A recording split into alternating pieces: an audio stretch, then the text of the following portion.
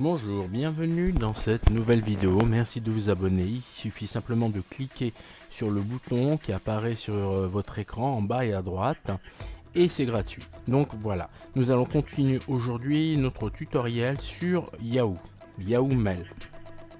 Nous avons vu comment écrire, envoyer un message. Maintenant nous allons voir comment gérer les réceptions de messages. Vous avez deux catégories de messages. Vous avez les messages avec documents joints et les messages sans documents joints. Comment on les reconnaît? C'est ici.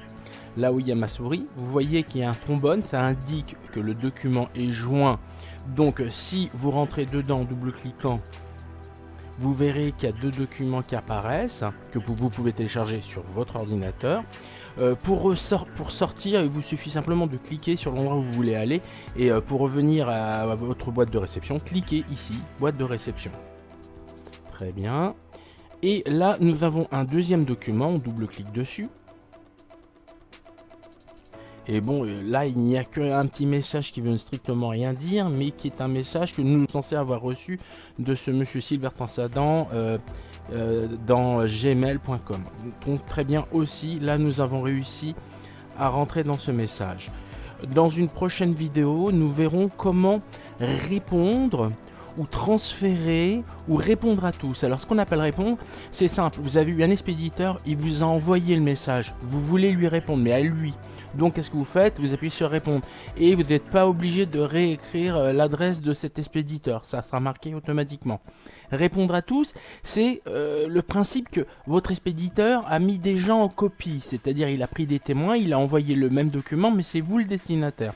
Et donc tout le monde recevra votre réponse. Transmettre, c'est très intéressant. C'est vous voulez vous-même déterminer les destinataires de ce message. Ça peut être l'expéditeur, mais à ce moment-là, c'est à vous de réécrire l'adresse email de l'expéditeur. L'intérêt de transmettre par rapport à répondre, c'est que si vous avez des documents joints, vous pouvez les garder et les transmettre. C'est-à-dire que si vous faites répondre ou répondre à tous, le document que vous enverrez sera sans les documents joints.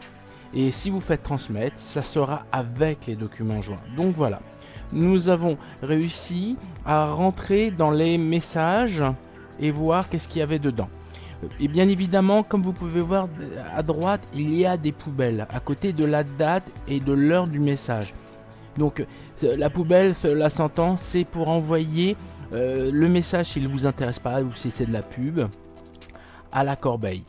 La corbeille est ici et c'est un endroit où vont tous les messages que nous ne voulons pas. Donc là nous revenons sur message de réception et imaginons que celui-là franchement il ne me plaît pas, c'était une publicité. Qu'est-ce que je fais? Je clique dessus et il a disparu. Et si maintenant je vais dans ma corbeille, donc ma poubelle, vous verrez qu'il y a deux lignes, alors que précédemment il n'y en avait qu'une seule.